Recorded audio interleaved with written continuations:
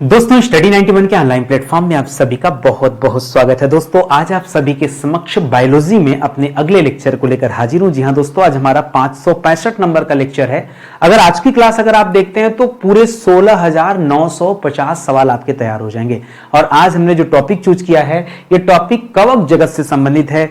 कवकों के बारे में अध्ययन करने वाले, उनसे संबंधित जो कुछ महत्वपूर्ण सवाल आपसे आपकी परीक्षा में पूछे जाते हैं, हम उन्हीं सवालों पर चर्चा करने वाले हैं। स्क्रीन पर कई सारे सवाल भी दिख रहे होंगे, इसी सवालों का उत्तर आज आपको अपनी क्लास में मैं देने वाला हूं। ठीक है, इसके साथ साथ बता दूं दोस्तों, जिस किताब का आप सभी को बेसब्री से इंतजार था, आपकी अपनी हिंदी की किताब, ये किताब अब लॉन्च हो चुकी है। तो आप इसे हमारे एप्लीकेशन या वेबसाइट स्टडी 91 ऑफिशियल के नाम से जो है वहां से आप परचेज कर सकते हैं। बहुत गजब की किताब है। ठीक है, इसी तरह से हम लोग जीएस की बुक पर भी काम कर रहे हैं। इसके अलावा हमारे पेड कोर्सेज भी आ चुके हैं, जहां पर डेमो क्लास आपको फ्री दिया गया। तो एक बार आप डेमो जरूर देखिए, क्लास पसंद आए तो आप बैच जरूर ज्वाइन कीजिएगा। ठीक है, हर एक विषय का अलग अलग हमने सब्जेक्ट वाइज बैच लॉन्च किया है। अभी बायोलॉजी का कोई बैच तो हमारे पास नहीं है, बट और हिस्ट्री हो गया, पॉलिटी हो गया, हिंदी हो गया, कंप्यूटर हो गया, यूपी स्पेशल हो गया, इस तरह के बैच अब तक आ चुके हैं। ठीक है, चलिए सीधे सवालों पर आते हैं और आप सीधे सवालों का जवाब दीजिए।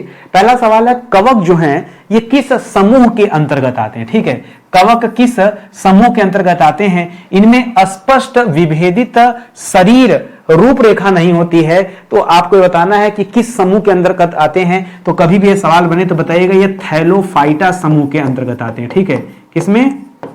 थैलोफाइटा, थैलोफाइटा, थैलोफाइटा समूह में ये आते हैं। एक चीज और याद रखिएगा दोस्तों, जो कवक होते हैं ना, लिखिएगा कवकों का शरीर जो होता है ये उनके शरीर में दोस्तों धागे नुमा एक संरचना पाई जाती है, जिसको हाइफे कहते हैं। ठीक है, तो याद रखिएगा कवकों का शरीर, कवकों का शरीर धागे नुमा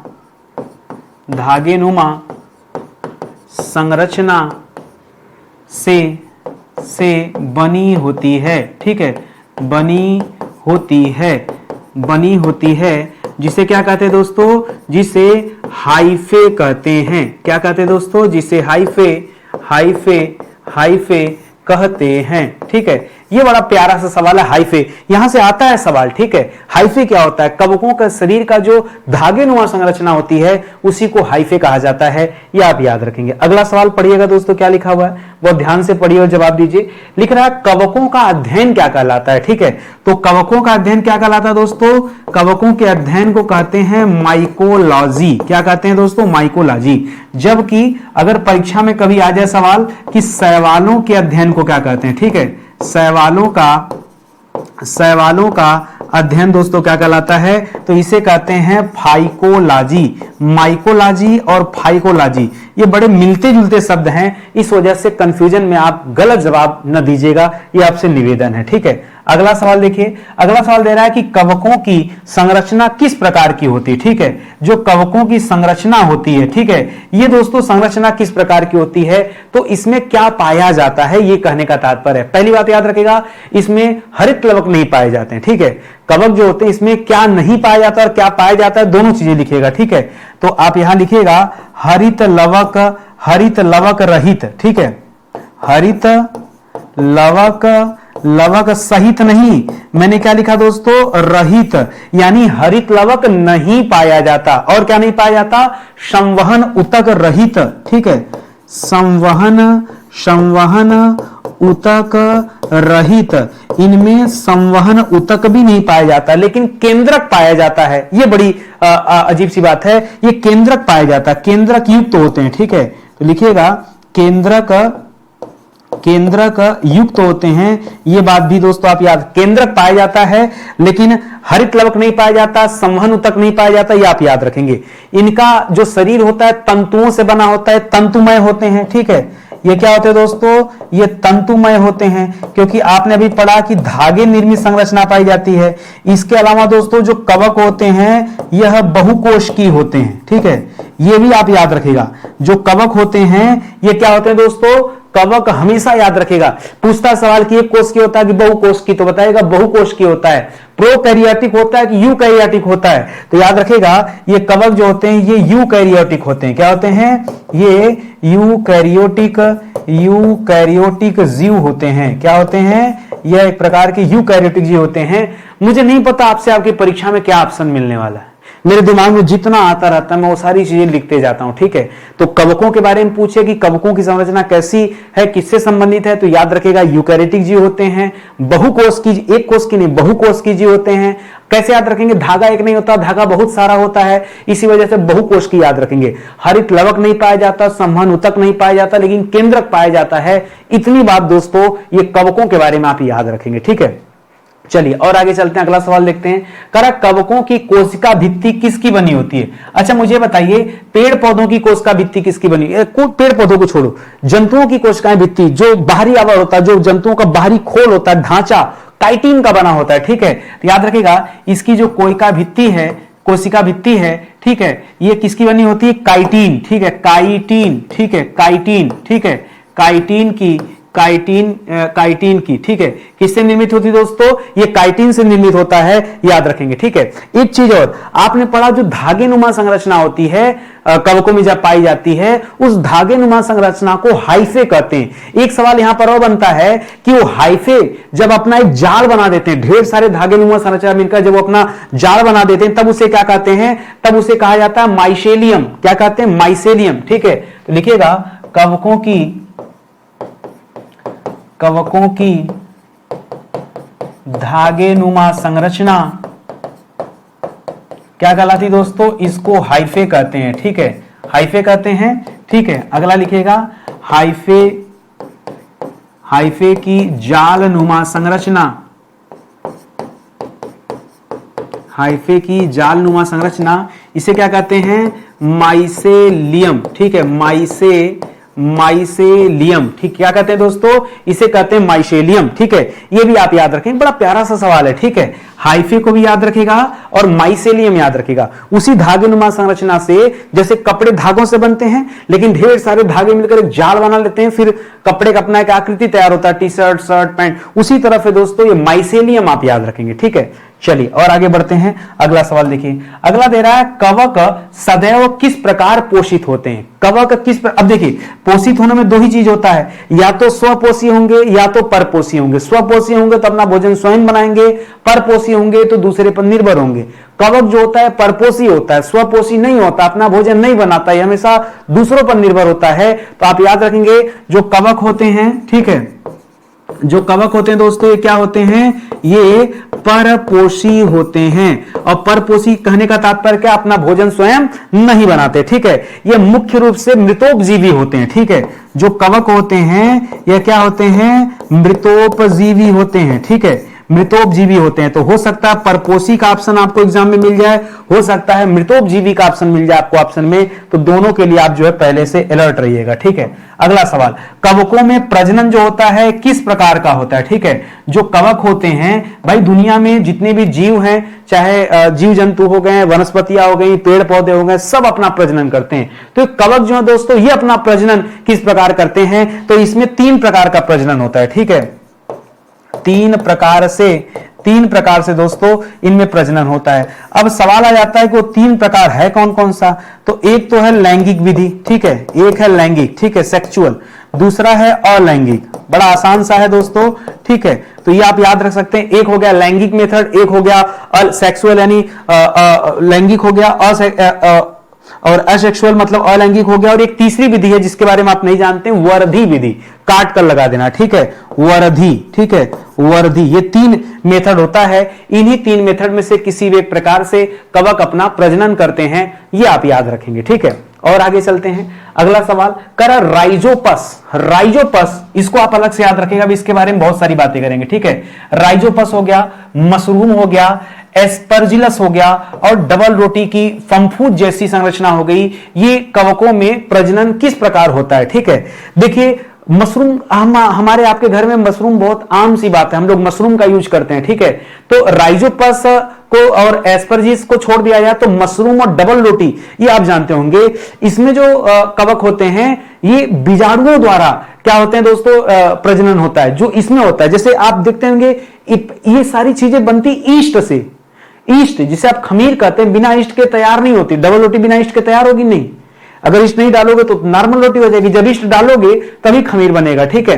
तो याद रखेगा उसी को ईस्ट बोलते हैं, ठीक है। तो यहां पे आप याद रखेंगे बीजाणुओं के माध्यम से, ठीक है।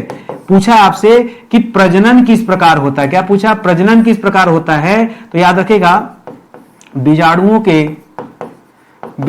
के माध्यम से, ठीक है। प्रजनन कैसे होता है दोस्तों, इनमें प्रजनन होता है बीजाणुओं के माध्यम से, ठीक है। और एक ये जो राइजोपस है ना, ये मृतोपजीवी कवक का एक प्रकार है, ठीक है। इसके बारे में लिख लीजिए, यह क्या है दोस्तों, तो लिखिएगा मृतोपजीवी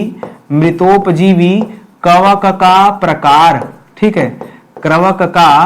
कवक का एक प्रकार है, ये आप याद रखेंगे इसके बारे में। अगला सवाल देखिए क्या दिया दोस्तों, कवकों में भोज्य पदार्थ जो है किस रूप में संचित रहता है, ठीक है। भोज्य पदार्थ किस रूप में संचित रहता है, तो या तो स्टार्च के रूप में, या तो वसा यानी फैट के रूप में होता है, या तेल के रूप में होता है। फैट को ही हम तेल कहते हैं, ठीक है। बल्कि स्टार्च मत बोलिए, इसमें बोलिए ग्लाइकोजन के रूप में। जो आपसे एग्जाम में मिलेगा वो यही शब्द मिलेगा, ग्लाइकोजन, ठीक है। ग्लाइकोजन के रूप में यहां मिलता है, ठीक है। या फिर वसा के रूप में, वसा को हम क्या कहते हैं, फैट, ठीक है, ठीक है। वसा यानी फैट के रूप में यहां पर क्या होता है दोस्तों, यहां पर कवकों में जो भोज्य पदार्थ होता है संचित रहता है, ठीक है। अगला सवाल बहुत प्यारा सा सवाल है, ध्यान से पढ़िएगा और जवाब दीजिएगा। अगला सवाल दे रहा है ईस्ट, ध्यान दीजिएगा। ईस्ट को ही क्या कहते हैं दोस्तों, ईस्ट को ही खमीर कहा जाता है, ठीक है। ईस्ट को ही क्या कहते हैं, ईस्ट को ही खमीर कहते हैं। कह रहा है ये जो खमीर होता है, यह जो ईस्ट है, ये क्या है। ईस्ट भी दोस्तों एक तरह का कवक होता है, ईस्ट और कुछ नहीं है। ईस्ट भी क्या है, इसे हम फंगस बोल सकते हैं, कवक बोल सकते हैं, ठीक है। फंगस, ईस्ट को क्या बोलते हैं, चाहे हम फंगस बोल सकते हैं, चाहे ईस्ट बोल सकते हैं, चाहे खमीर बोल सकते हैं। ये सब क्या है दोस्तों, यह एक तरह का क्या दोस्तों, कवक होता है, ठीक है। यह भी कवक की वैरायटी है। तो ये सब एक ही जैसे नाम है, इसको आप ध्यान देंगे, ठीक है। अब यहां पे दोस्तों याद रखिएगा, एक चीज याद रखिएगा, जब कभी खमीर या ईस्ट के बारे में पूछ दे तो यह याद रखिएगा कि फंगस या ईस्ट जो होता है दोस्तों, यह एक कोष की होता है। इसको ऐसे मत लिखिए, नहीं कंफ्यूजन होगा, ठीक है।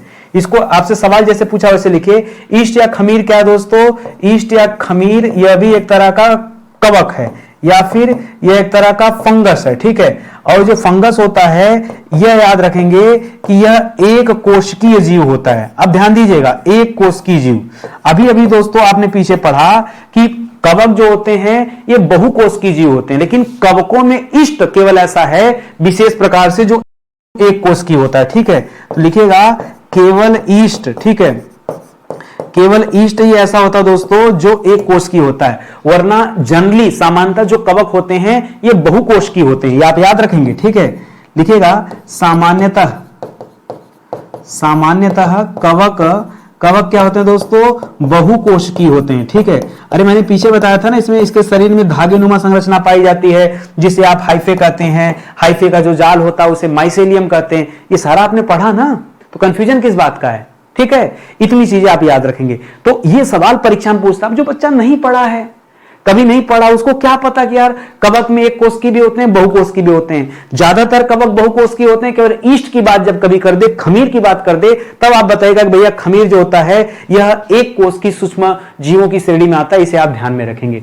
करा ब्रेड बनाने में दोस्तों किसका यूज किया जाता है, जो ब्रेड बनता है, हम लोग जो ब्रेड यूज करते हैं, या फिर हम लोग जो डबल रोटी यूज करते हैं, ठीक है, हम लोग जो डबल रोटी यूज करते हैं, या हम लोग जो पाव रोटी यूज करते हैं, ठीक है, पाव रोटी वगैरह, ठीक है, ये इस सब में किसका यूज होता है, इन सब में दोस्तों ईस्ट का यूज होता है। किसका यूज होता है, इसी ईस्ट का यूज होता है। ईस्ट कहिए या फिर खमीर कहिए।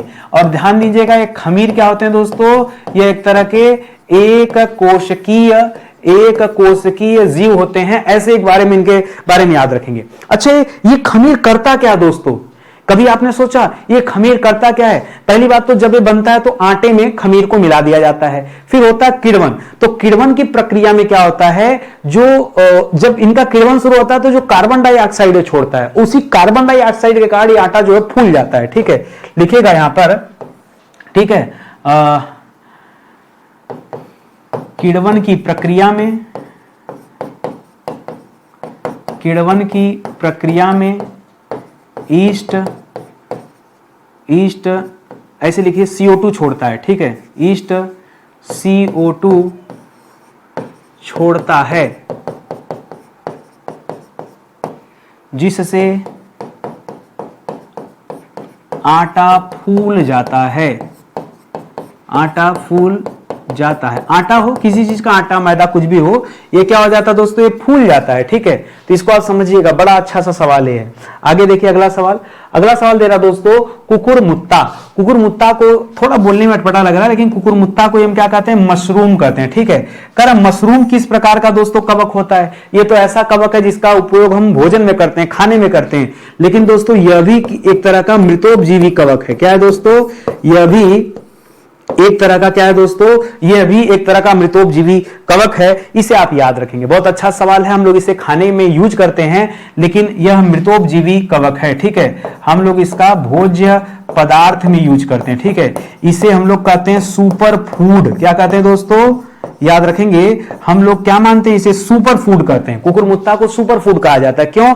इसमें बहुत कुछ पाया जाता है, इसमें मिनरल्स भी पाए जाते हैं, इसमें विटामिन भी पाए जाते हैं। ठीक है, करा खमीर जो है ये किस प्रकार जनन करता है? चाहे जनन लिख दे चाहे प्रजनन लिख दे। ठीक है, खमीर किस प्रकार जनन करता है? पीछे आपने पढ़ा था कवक। ठीक है, कवक किस प्रकार जनन करता है दोस्तों? कवक का जो जनन होता है ये 3 तरह से होता है। एक वर्धी जनन होता है, एक जो है लैंगिक जनन होता है, और एक अलैंगिक जनन होता है। ठीक है, यही होता है ना, ये 3 इसके प्रकार होते हैं। ठीक है, लैंगिक, अलैंगिक और वर्धी। ठीक है, ये तो हमने कवक में पढ़ा था। अब आगे दे रहा दोस्तों खमीर। कह रहा खमीर में जो जनन होता है ये किस प्रकार का जनन होता है दोस्तों? तो यहां पर जनन होता है 2 तरह से होता है, या तो मुकुलन द्वारा जनन होता है, मुकुलन द्वारा, आपने हाइड्रा वगैरह देखा है, वहां मुकुलन द्वारा जनन होता है, या फिर अलैंगिक प्रक्रिया, इसमें लैंगिक प्रक्रिया नहीं होती, या तो अलैंगिक प्रक्रिया द्वारा इसका जनन होता है। ठीक है, अलैंगिक प्रक्रिया द्वारा इसका जनन होता है। मैं किसकी बात कर रहा हूं? मैं ईस्ट की बात कर रहा हूं, मैं खमीर की बात कर रहा हूं कि खमीर में जनन कैसे होता है। और अंतर भी है, कवक जो होते हैं बहुकोश की जीव होते हैं, उसमें जो ईस्ट होता है वो भी कवक का ही प्रकार है, लेकिन जो ईस्ट होता है यह एक कोश की जीव होता है। तो ये चीजें भी आप ध्यान में रखिएगा।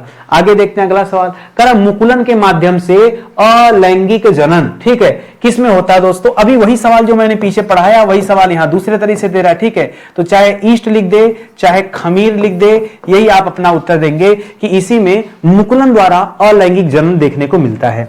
अगला सवाल देखिएगा। अगला सवाल दे रहा दोस्तों कि मुकुलन द्वारा पुनरुत्पादित होता है। मुकुलन द्वारा पुनरुत्पादित कौन होता है दोस्तों? तो मुकुलन द्वारा हाइड्रा पुनरुत्पादित होता है। हाइड्रा को अगर आपने इस जगह से काट दिया ना, वहां से दूसरा हाइड्रा पैदा हो जाएगा। हमारे साथ हमारा हाथ काट दिया तो फिर से नहीं उगेगा, लेकिन हाइड्रा के साथ ऐसा हुआ कि हाइड्रा को अगर एक जगह से हटा दिया जाए तो दूसरा हाइड्रा हो जाएगा। इसीलिए हाइड्रा को बहुकोश की श्रेणी में रखा गया। कई बार सवाल आता है कि हाइड्रा एक कोश की कि बहुकोश की, तो क्या बताएंगे? हाइड्रा बहुकोश की, जबकि ईस्ट एक कोश की था। ठीक है, याद रखेंगे। हाइड्रा क्या दोस्तों? हाइड्रा एक तरह का बहुकोशिकीय जीव है। ठीक है, हाइड्रा एक तरह का बहुकोशिकीय जीव है, जबकि ईस्ट जो है दोस्तों यह एक प्रकार का एक कोशिकीय जीव है। ठीक है, यह एक तरह का एक कोशिकीय जीव है। ठीक है, और ये हाइड्रा जो दोस्तों यह एक तरह का बहुकोशिकीय जीव है। कोई दिक्कत आपको नहीं।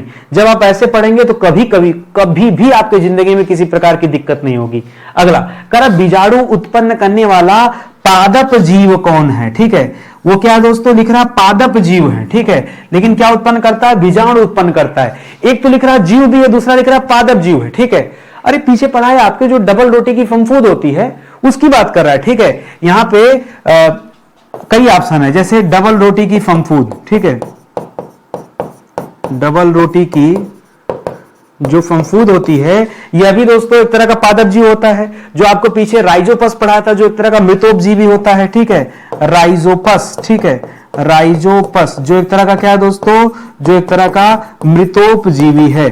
वैसे तो देखा जाए मशरूम जो है दोस्तों वो भी एक तरह का मृतोपजीवी है। ठीक है, ये सब क्या करते हैं? बीजाणुओं द्वारा प्रजनन करते हैं। ठीक है, इसलिए कह रहा है बीजाणु उत्पन्न करने वाले जीव पादप जीव। ठीक है, याद रखेगा, ये बीजाणु द्वारा जनन करते हैं। ठीक है, जनन करते हैं, ये बीजाणु द्वारा दोस्तों जनन करते हैं। यह भी आप ध्यान में रखेंगे। और आगे बढ़िए दोस्तों, ध्यान दीजिएगा। अब तक मैंने आपको कई सारे विषय पढ़ा दिए, जैसे पूरा प्राचीन इतिहास। जैसे आज आप बायोलॉजी पढ़ रहे हैं, इसी तरह से हमने प्राचीन इतिहास पढ़ा दिया। तो आप जाकर एक बार वीडियो देख लीजिए, पूरा कॉन्सेप्ट आपका क्लियर हो जाएगा। मैं जब कोई विषय पढ़ाता हूं तो मैं डिटेल में पढ़ाता हूं, कोई भी चैप्टर मिस नहीं करता हूं, कोई भी टॉपिक छोड़ता नहीं हूं, हर एक टॉपिक पे चर्चा करते हैं। तो पूरा प्राचीन इतिहास, मध्यकालीन इतिहास, आधुनिक इतिहास से आपको पढ़ा दिया गया। इसी तरह से पूरा संविधान पढ़ा दिया गया। इसी तरह से विश्व का भूगोल 100 लेक्चर में पढ़ाया, 125 लेक्चर में भारत का भूगोल पढ़ाया, पूरा फिजिक्स पढ़ा दिया, पूरा केमिस्ट्री पढ़ा दिया। अभी जो क्लास चल रही है बायोलॉजी की क्लास चल रही है। 16,500 नहीं दोस्तों, 16,950 सवाल हमारे हो गए। ठीक है, 550 क्लास नहीं, हमारे तो 565 क्लास हो गए। ठीक है, तो आप किसी भी सरकारी परीक्षा की तैयारी कर रहे हैं, ये जो सीरीज हमने स्टार्ट किया है, सीरीज आपके लिए बहुत इंपॉर्टेंट है। आप जाके देख लीजिए, एक एक विषय से संबंधित ऐसे ऐसे मैंने सवाल कराए ना कि आपका कॉन्सेप्ट क्लियर हो जाएगा। ऐसे सवाल कोई पेड कोर्सेज में नहीं कराता। ठीक है, चलिए आगे बढ़ते हैं। करा राइजोपस, राइजोपस जैसे आ जाए ना, तुरंत इसके साथ आप मृतोपजीवी शब्द लिख दीजिएगा, इसी के साथ ये सवाल आपको याद हो जाएगा। ठीक है, मृतोपजीवी। करा राइजोपस यह किसके द्वारा प्रजनन करता है? राइजोपस किसके द्वारा प्रजनन करता है दोस्तों? देखिए, ये आता कवकों की श्रेणी में, और कवक में प्रजनन जो होता है ये ज्यादातर आप बीजाणु निर्माण द्वारा होता है, या लिखिए बीजाणु द्वारा सीधे सीधे। ठीक है, बीजाणु द्वारा। ठीक है, ये बीजाणु द्वारा प्रजनन करता है, इसे आप याद रखेंगे। और आगे बढ़िए दोस्तों, अगला सवाल दे रहा है किण्वन क्या होता है? ठीक है, पीछे तो बताया था। ठीक है, किण्वन की प्रक्रिया में, किण्वन की प्रक्रिया में ईस्ट, जिसे आप क्या कहते हैं? खमीर कहते हैं। खमीर CO2 छोड़ता है, CO2 छोड़ता है। जब ये कार्बन डाइऑक्साइड दोस्तों रिलीज करता है, छोड़ता है, तो याद रखेगा। अच्छा, ये यहां पर एक चीज लिखेगा, ऑक्सीजन की अनुपस्थिति में, ठीक है, ये छोड़ता है और शर्करा को एसिड में कन्वर्ट कर देता है। ठीक है, तथा आटे में पाई जाने वाली जो शर्करा होती है, शर्करा को एसिड, एल्कोहलिक एसिड, ठीक है, एल्कोहलिक, ठीक है, एल्कोहलिक एसिड में बदल देता है। क्या करता है दोस्तों? एल्कोहलिक। ये आपको पढ़ के हैरानियत होगी कि sir alcoholic acid, alcoholic acid या एल्कोहल या एसिड भी बोल सकते हैं। ठीक है, इसमें दोस्तों बदल देता है। ये किण्वन की खासियत होती है। ठीक है, किण्वन की ये खासियत होती है। ठीक है, और आगे बढ़ते हैं। अगला सवाल देखिए, अगला सवाल दे रहा है कि कौन सा सूक्ष्मजीव शराब उद्योग के एल्कोहलिक किण्वन में यूज किया जाता है? इसीलिए जो ईस्ट होता है, जो खमीर होता है, इनका इस्तेमाल शराब बनाने में भी किया जाता है। ठीक है, ईस्ट जो होता है, जो खमीर होता है, इसका इस्तेमाल इसीलिए शराब बनाने में भी किया जाता है। यह एक तरह के एक कोशिकीय जीव होते हैं। ठीक है, एक कोशिकीय जीव होते हैं, आते हैं दोस्तों कवकों की श्रेणी में। ठीक है,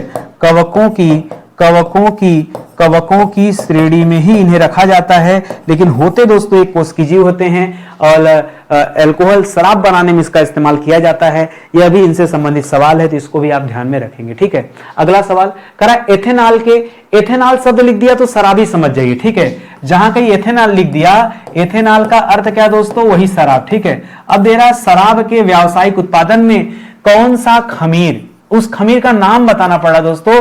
कौन सा खमीर प्रयोग में लाया जाता है? क्या कोई स्पेशल खमीर है? हाँ, उसे सैक्रोमाइसीज बोलते हैं। क्या बोलते हैं? सैकरो। इसके आगे शब्द नोट कीजिएगा, सैक्रोमाइसीज। ठीक है, तो कौन सा खमीर यूज किया जाता है? सैक्रोमाइसीज नाम का एक खमीर होता है, उसे इस्तेमाल करते हैं। ठीक है, सैक्रोमाइसीज नामक खमीर का यूज किया जाता है शराब बनाने में। ये आप याद रखेंगे। इसको ब्रीवर्स ईस्ट कहा जाता है। क्या कहते हैं? इसका एक और भी नाम है ब्रीवर्स ईस्ट। ठीक है, तो ये भी आप याद रखेंगे दोस्तों। ये इसी का दूसरा नाम है, साइक्रोमाइसीज का ही दूसरा नाम है। हो सकता है परीक्षा में साइक्रोमाइसीज न दे, फिर आप कहेंगे नितिन सर ने तो बताया नहीं, पढ़ाया नहीं, तो इसको भी याद रखेगा दोस्तों, ब्रीवर्स ईस्ट। ठीक है, ये भी कहा जाता है, ये आप ध्यान में रखेंगे। अगला सवाल देखिएगा, करा ताड़ी के किण्वन में, ताड़ी जानते हैं ना, गांव में ताड़ी लोग खूब पीते हैं। करा ताड़ी के किण्वन में कौन सा जीव शामिल होता है? ठीक है, कौन सा जीव ऐसा है जो ताड़ी के किण्वन में दोस्तों शामिल होता है? तो यहां पर भी वही जवाब आ जाएगा, सैक्रोमाइसीज। ठीक है, सैकरोमाइसीज, चाहे एथेनॉल की बात कर दे, चाहे अल्कोहल की बात कर दे, चाहे ताड़ी की बात कर ले, इन सब जगह पे, ठीक है। कई जगह पढ़ेंगे कि हो सकता है इसका ऑप्शन ना मिले, तो इसके स्थान पे कौन भी दे सकता है, इसके स्थान पे ईस्ट भी दे सकता है, ईस्ट या खमीर भी दे सकता है। क्या दे सकता है? ईस्ट या खमीर भी दे सकता है। या फिर दोस्तों हो सकता है ईस्ट या खमीर भी ना दे, सैक्रोमाइसिन भी ना दे, इसके जगह पे एक दे देता है लैक्टिक एसिड, लैब बोलते हैं, lactic acid bacteria, LAB, lab, ठीक है। क्या दे देता दोस्तों? एक शब्द दे देता है परीक्षा में, लैब, ठीक है। लैब को क्या बोलते हैं? लैक्टिक एसिड बैक्टीरिया, ठीक है। लैक्टिक एसिड बैक्टीरिया, ठीक है, ये भी कहते हैं लैब, LAB, ठीक है। ये ताड़ी के किण्वन में दोस्तों इनमें से कोई भी एक ऑप्शन आपसे एग्जाम में पूछा जा सकता है, मिल सकता है, तो उसके लिए भी आप अलर्ट रहिएगा। करा ईस्ट और मशरूम दोस्तों क्या होते हैं, ठीक है। तो सीधा सीधा लिखिएगा दोस्तों, जो ईस्ट होता है यह एक कोशिकीय होता है, जो ईस्ट होता है यह एक कोशिकीय जीव होता है, ठीक है। और जो मशरूम होता है यह बहुकोशिकीय जीव होता है। सीधा सीधा एक लाइन में इसको बता दें, ठीक है। ये क्या होता है दोस्तों? यह बहुकोशिकीय जीव होता है। इतना आप अगर डिटेल में जानते हैं तो पर्याप्त जानते हैं भाई। अपने पड़ोसी से पूछ के देखिएगा, वो तो बायोलॉजी में चैप्टर भी नहीं पढ़ा है। बहुत सारे लोग हैं जो बायोलॉजी में चैप्टर ही नहीं पढ़ते हैं, सोचिए कितना बड़ा नुकसान करते हैं अपना, ठीक है। चलिए और आगे बढ़ते हैं, अपने अगले सवाल पर आते हैं। अगला सवाल दे रहा है, ब्रेड बनाने में इस्तेमाल किया जाने वाला जो खमीर होता है, जो ईस्ट होता है, वो किण्वन के लिए किस रूप में दोस्तों ये कार्य करता है, ठीक है। किण्वन, देखिए ब्रेड बनाने के लिए खमीर का यूज हम उत्प्रेरक के रूप में करते हैं। किस रूप में करते हैं दोस्तों? उत्प्रेरक के रूप में, ठीक है। उत्प्रेरक के रूप में किसका यूज किया जाता है? खमीर का। चाहे यहां ब्रेड बनाने की बात हो जाए, चाहे पाव रोटी बनाने की बात हो जाए, चाहे डबल रोटी बनाने की बात हो जाए, ये उत्प्रेरक के रूप में खमीर का यूज किया जाता है। एक तरह के जैविक उत्प्रेरक का एक काम करते हैं, ठीक है। खमीर क्या करता है दोस्तों? यहां पर जैविक उत्प्रेरक का कार्य करता है, ठीक है। जैविक उत्प्रेरक का कार्यकर्ता, कोई नुकसान वाली बात नहीं है, ठीक है। तो इस चीज को भी आप ध्यान में रखेंगे। आगे बढ़िए दोस्तों, अपने अगले सवाल पर आइए। अगला सवाल ध्यान से पढ़िएगा, करा मशरूम क्या होता है? मशरूम क्या है दोस्तों? तो जो मशरूम होता है दोस्तों, यह हम लोगों ने पीछे पढ़ा मशरूम के बारे में कि मशरूम क्या होता है दोस्तों। मशरूम एक तरह का क्या है दोस्तों? यह कवक है, ठीक है। या मशरूम एक तरह के मृतोपजीवी की श्रेणी में आता है, ठीक है। या फिर हम कह सकते हैं कि मशरूम जो दोस्तों यह बहुकोशिकीय जीव की श्रेणी में आता है, ठीक है। बहुकोशिकीय जीव की श्रेणी में आता है, ठीक है। और मशरूम क्या दोस्तों? इसमें हरित लवक नहीं पाया जाता, ठीक है। हरित लवक रहित, इसमें कोई हरित लवक नहीं पाया जाता है, क्योंकि क्लोरोफिल नहीं होता। सीधे सीधे लिखे, क्लोरोफिल रहित, इसमें क्लोरोफिल नहीं पाया जाता, लेकिन है यह जीव, ठीक है। और कैसा जीव दोस्तों? यह एक तरह का बहुकोशिकीय जीव है। क्या दोस्तों? यह एक तरह का बहुकोशिकीय जीव है। इतना बहुत है इसके बारे में ना, क्या और जानना है मशरूम के बारे में? मशरूम इसके अलावा सुपर फूड होता है, सब तो आपको बता दिया। लकड़ियों पर उगता है, परपोषी होता है, सब चीज इसके बारे में आप ध्यान में रखेंगे। आगे बढ़िए, अगला सवाल, करा रसेदार सब्जी में प्रयोग होने वाला मशरूम क्या दोस्तों? यह मशरूम क्या दोस्तों? अब इसके बारे में कुछ अलग क्वालिटी लिखिए। मशरूम को हम लोग क्या कहते हैं दोस्तों? मशरूम को हम लोग मानते हैं कि मशरूम जो होता है सुपर फूड होता है, और सुपर फूड तो है, प्लस दोस्तों कवक भी है, ठीक है। श्रेणी कैसी दोस्तों? एक कवक की श्रेणी में आता है। इसमें प्रोटीन होता है, इसमें फाइबर होता है, इसमें मिनरल्स होते हैं, ठीक है। क्या क्या होता है लिखेगा, इसमें ज्यादा मात्रा में प्रोटीन पाया जाता है, और क्या पाया जाता है दोस्तों? इसमें फाइबर भी पाया जाता है। फाइबर याद रखें, पत्ता गोभी वगैरह में पाया जाता है, और मशरूम में भी थोड़ी मात्रा में फाइबर होता है। विटामिन पाया जाता है। कई बार पूछता है कि कौन सा विटामिन होता है, तो जो विटामिन सूर्य के प्रकाश में होता है, धूप, ठीक है। डी से धूप, विटामिन डी, धूप, ठीक है। तो याद रखेगा, यह भी मशरूम में भी पाया जाता है, ठीक है। इसके अलावा मिनरल्स जो होते हैं वो तो ही है, ठीक है। मिनरल मतलब पोषक तत्व, ठीक है। और क्या पाया जाता है दोस्तों? इसमें पाया जाता है मिनरल्स, ठीक है। मिनरल्स मतलब क्या हो गया? मिनरल्स का मतलब हो गया पोषक तत्व, ठीक है। इसमें पोषक तत्व पाए जाते हैं, तो इसे भी आप लोग ध्यान में रखेंगे। एक नया सवाल पढ़िए दोस्तों, लिख रहा है सेप्रोट्रोफा। ये मुझे भी नहीं पता था। जब कभी मैं आपके लिए कोई कंटेंट बनाता हूं तो उसमें मुझे भी बहुत सारी नई नई चीजें देखने समझने को मिलती हैं। तो जो यहां पे दे रहा दोस्तों जो यहां पे दे रहा है सेप्रोट्रोफ, ये सेप्रोट्रोफ क्या दोस्तों, कुछ नहीं यार, ये कुकुरमुत्ता का एक नाम है, ये कुकुरमुत्ता की एक वैरायटी आप ऐसे समझ लीजिए, ठीक है। सेप्रोट्रोफ क्या दोस्तों, ये कुकुरमुत्ता है। अब आप कहेंगे सर कुकुरमुत्ता, कुकुरमुत्ता बोलने में थोड़ा सा सर अटपटा लग रहा है, क्यों ना हम इसे मशरूम बोल दें, ठीक है। तो याद रखेगा मशरूम की वैरायटी, ठीक है।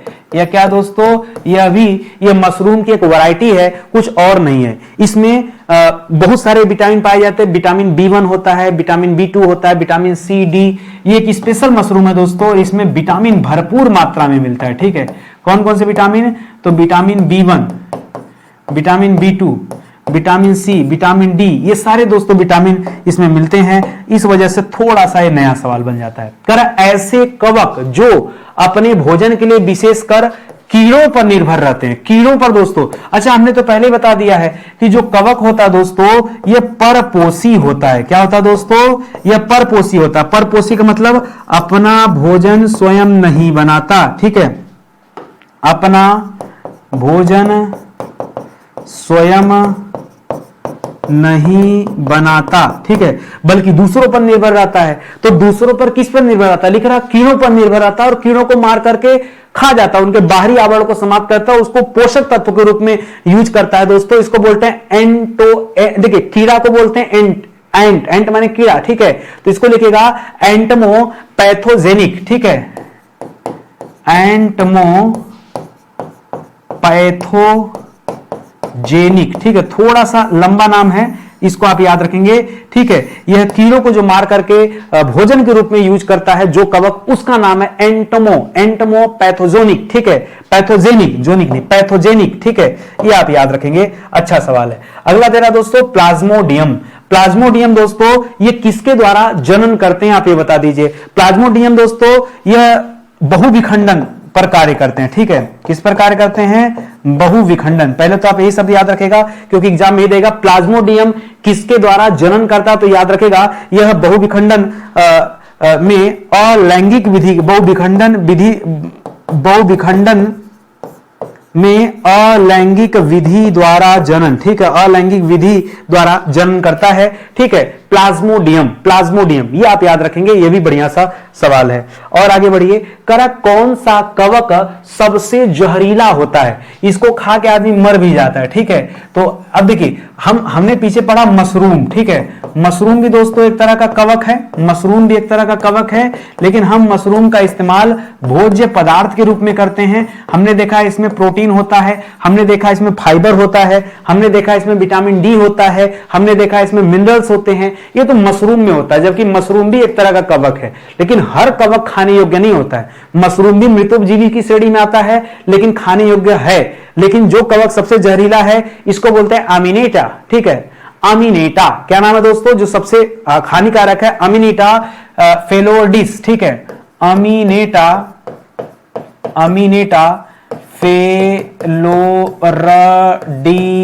फेलोडिस। इसमें क्या होता है दोस्तों, आपका जो अमाशय वगैरह है ना सब फेल हो जाएगा, काम करना बंद कर देगा, ठीक है। इसीलिए इस कवक को डेथ कैप कहा जाता है। क्या कहते हैं दोस्तों, इसका एक और नाम है डेथ कैप। क्या नाम दोस्तों, कभी कभी परीक्षा में यह शब्द भी दे सकता है, डेथ कैप, ठीक है। तो इसको याद रखिएगा। इसमें अल्फा अमाटिनिन नामक विषैला पदार्थ पाया जाता है। क्या, अल्फा अमाटिनिन, ठीक है, क्या पाया जाता है इसमें, अल्फा एमाटिनिन, ठीक है, एमाटिनिन नामक विषैला पदार्थ, ठीक है, नामक विषैला पदार्थ पाया जाता है, जिसकी वजह से इसको ग्रहण करने से व्यक्ति की मृत्यु हो जाती है, ठीक है। तो हर कवक खाने योग्य नहीं होता, ऐसे सिंपल भाषा में आप इसे जानते रहिए। अगला सवाल, करा कौन सा एक कवकों और उच्चतर पादपों की जड़ों के बीच, उच्चतर पादपों के जड़ों के बीच उपयोगी प्रकार्यात्मक साहचर्य है, ठीक है। ये क्या दोस्तों, इसको बोलते हैं माइकोराइजा। देखिए है क्या, पहले इसे समझिएगा, ठीक है, माइकोराइजा। मैंने आपको पीछे समझाया कि भैया जो कवक होते हैं ये परपोषी हैं। क्या दोस्तों, अपना भोजन स्वयं नहीं बनाएंगे, दूसरे पर निर्भर रहेंगे। अब कवक जो होते हैं आप देखते होंगे कि बड़े बड़े वृक्षों के आसपास उगते हैं, क्योंकि वो वृक्ष खाना बनाते हैं, उसमें से थोड़ा खाना ये भी पा जाते हैं, ठीक है, समझ रहे हैं। थोड़ा खाना ये भी पा जाते हैं। तो कवक जो होते हैं ये बड़े बड़े जो वृक्ष हैं, वृक्षों या फिर पौधों के निकट दोस्तों होते हैं, क्योंकि ये वृक्ष या पौधे क्या होते हैं, स्वपोषी होते हैं। तो इन्हीं के खाने में से थोड़ा खाना इन्हें भी मिल जाता है। और ये इसका प्रकार्यात्मक साहचर्य इकाई जो है दोस्तों ये माइकोराइजा है। माइकोराइजा की वजह से दोस्तों इन्हें माइकोराइजा कह सकते हैं या कवक मूल कह सकते हैं। ठीक है, यही इनके बीच उपयोगी होता है। ठीक है, कवक मूल बोलते भी इसे, हिंदी में क्या बोलते हैं, कवक मूल। ठीक है, तो दोनों ऑप्शन आप याद रखेंगे। अगला सवाल देखिए, करा माइकोराइजा किसका एक सहजीवी प्रबंधन है। ठीक है, मैनेजमेंट करने का काम करता है, इन दोनों के बीच में सेतु का काम करता है। ये कवक और पौधों के बीच में मैनेजमेंट करता है। किसके बीच में, कवक एवं पौधों के मध्य। ठीक है, पौधों के मध्य यह क्या करता है दोस्तों, यह प्रबंधन का कार्य करता है या मैनेजमेंट करता है कि वहां से खाना लाकर एक कवकों को भी दे दे। ठीक है, कवक अपना भोजन स्वयं बनाते नहीं है, तो आसपास जो बड़े बड़े वृक्ष हैं, पेड़ पौधे हैं, उनके आसपास उगते हैं कि उनका खाना बनेगा, उसी में से थोड़ा सा हमें भी मिल जाएगा। ये आप याद रखेंगे। तो इस तरह से आपका ये 30 सवाल पूरा होता है। ज्यादा नहीं, हमने आज तक जितना भी आपको ये 16,950 सवाल कराया, ये सभी के सभी सवाल जो है दोस्तों 30-30 सवाल की कैटेगरी में बटे हुए हैं। आप जाके वीडियोस देखिए, बहुत बढ़िया आपकी तैयारी हो जाएगी। मैंने तो एक एक सब्जेक्ट आपको करा दिया। ये हमारा नया ऐप है दोस्तों, स्टडी 91 ऑफिशियल, इसे डाउनलोड कर लीजिए। सारी क्लासेस हमारी इसी ऐप पर चलती हैं। आप सोच रहे होंगे नितिन सर इतने दिन से कहां गायब थे, यूट्यूब पर पढ़ा नहीं रहे थे। मैं गायब कहीं नहीं था, क्योंकि आपके एग्जाम नहीं आए हुए थे, इस वजह से मैं थोड़ा सा रेस्ट कर रहा था। रेस्ट इसे नहीं कहेंगे, क्योंकि मैं तो रोज ही पढ़ाता हूं, मैं कहीं गायब तो हूं नहीं। बस ये है कि मैं यूट्यूब पे क्लासेस नहीं दे रहा था, मैं ढेर सारी आप लोगों के लिए पेड क्लासेस तैयार कर रहा था, और पेड क्लासेस मेरी तैयार भी हो चुकी हैं। जैसे कंप्लीट हिस्ट्री का बैच हमने एक बना रखा है, इसको आप ज्वाइन कीजिए। एक बार इतिहास पढ़ के देखिए, दोबारा जीवन में कभी भी अलग से आपको इतिहास पढ़ने की जरूरत नहीं होगी। चाहे प्री एग्जाम दीजिए, चाहे मेंस एग्जाम दीजिए, चाहे वनडे एग्जाम दीजिए, इसके बाहर कुछ नहीं आने वाला। इसी तरह से हिंदी का बैच हमारे पास है, इसी तरह से संविधान का बैच हमारे पास है। तो आप एक बार आइए, जुड़िए हमारे साथ। ये हमारा हेल्पलाइन नंबर है, कहीं कोई दिक्कत है, परेशानी है, तो आप जो है कॉल करके संपर्क कर सकते हैं। किताब आप लोगों के बीच में आ चुकी है, ये हिंदी की किताब है, बहुत डिमांडिंग बुक है दोस्तों। अपनी हिंदी इस किताब का नाम है। 6000 सवाल इस किताब में दिए गए हैं, तो आप इसे भी ऑर्डर कर सकते हैं घर बैठे। ठीक है, बहुत बहुत धन्यवाद आप सभी का। मिलते हैं अपने अगले लेक्चर में, तब तक के लिए जय हिंद, जय Bharat. Thank you so much.